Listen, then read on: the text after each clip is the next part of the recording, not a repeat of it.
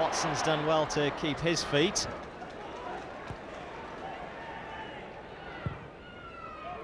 Driven forward by Kerslake for Allison. Tried the shot on the turn. Not really the day for anything extraordinary. I think it's stick to basics today. Wayne Allison slightly embarrassed by that attempt to hit the ball on the turn.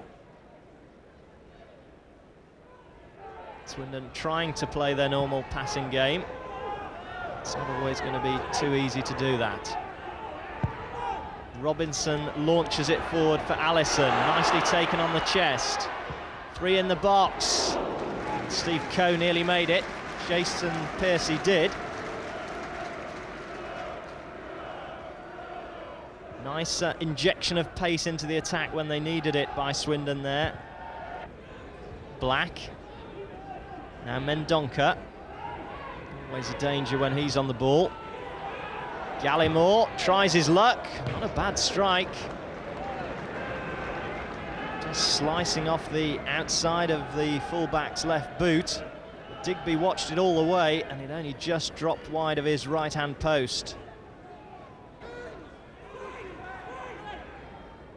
Gallimore again, into feet. Black looking to take over for Grimsby.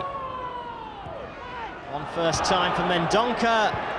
Well, the flag was in fact up on the far side. It wouldn't have counted had Mendonca hit the back of the net, but that's a warning for Swindon. You can't give him too much time and space. Swindon build from the back with Horlock. Leach has made a good run forward. Not spotted yet. He has been now. Couldn't quite get the flick on. Collins is in there battling away, and that wasn't a very nice retaliation from Graham Rodger. Not sure what took place first, but it certainly looked as though Rodger made a point of making contact with his opponent.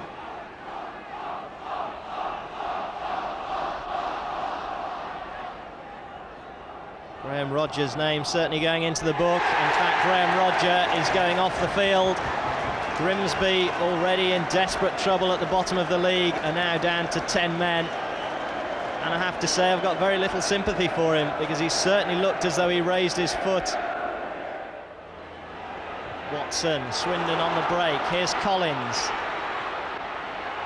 And closed down by 2. And Gallimore gets the vital foot in.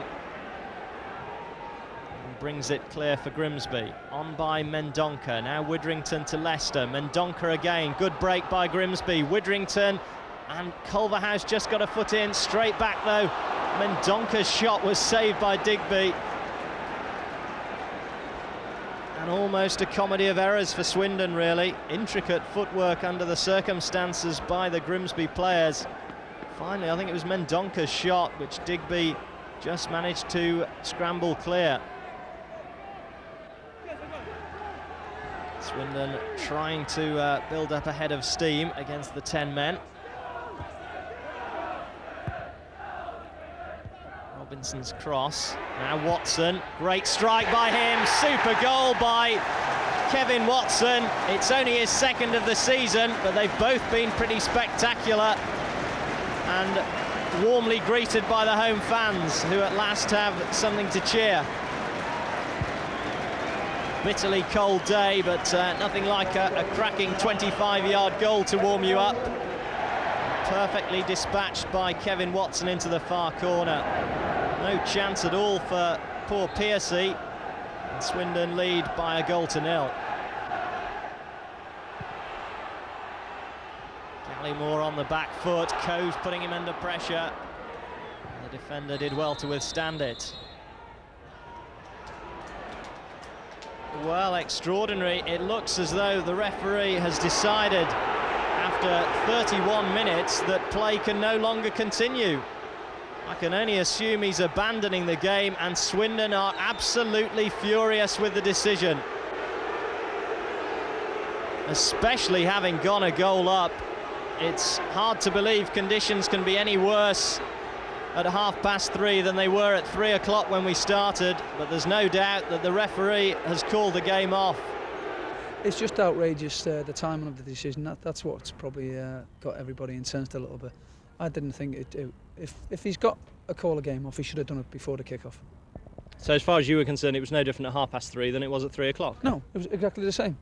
Exactly the same. There's no two ways about it. To let it go until they've got 10 men and we've gone 1-0 up, I think it's a bit unfair, to put it mildly. We was asking him after 5 minutes to call the game off because it was bad for both sides. But any team, I'm sure they'd have feel aggrieved about the sending off, but if they'd have gone 1-0 up and we'd have gone down to 10 men, I'm sure they'd have been round the referee like we was. When we got here, it was absolutely freezing, and I was amazed that the game was on anyway. A complete shambles. I mean, I got here at 1:30 and the referee produced the pitch fit. He said as long as Digby plays in long trousers, and that would be fine.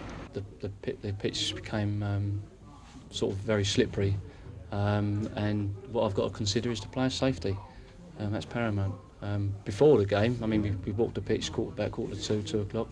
It was fine. It was soft one side. The far side, it was a bit of give in it, but it got steadily worse as the game went on. So really, at the end of the day, I've got to think of the players' safety. Well, Russell, obviously a controversial decision there. I mean, should the game have been abandoned? Should it have ever started?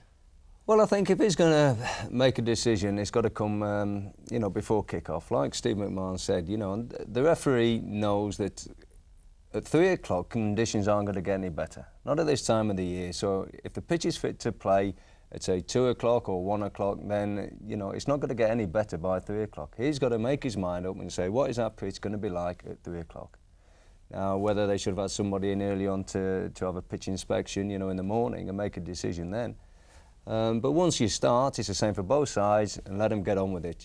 As it looked, on what we've seen there, it didn't look too bad. There wasn't too many players slipping all over the place. As it stands though, Russell, of course, the game doesn't count at all, except ironically this sending off for Graham Rodger does count, and he'll get a 3-match suspension for this. Yeah, but it's a farce, that, isn't it? The sending off's bad.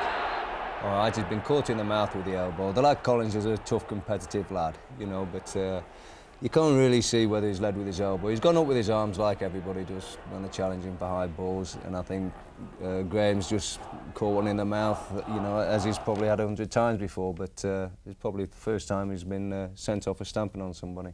And while that will count in terms of a disciplinary measure, the goal won't count, which is unlucky for Kevin Watson. But that's what makes it so farcical, On all other aspects, the game doesn't exist. The goal doesn't exist now in the record books. The points don't go to Swindon. The only thing that does stand is the sending off. So, great goal. Like you say, the pitch is too hard. He's composed himself. His footing's good on there. The keepers took off well for it. Looking at the conditions, I thought the pitch was playing quite well. So very frustrating for all concerned, really. Well, you can understand Steve's frustration, can't you? Yeah. Thanks, Russell.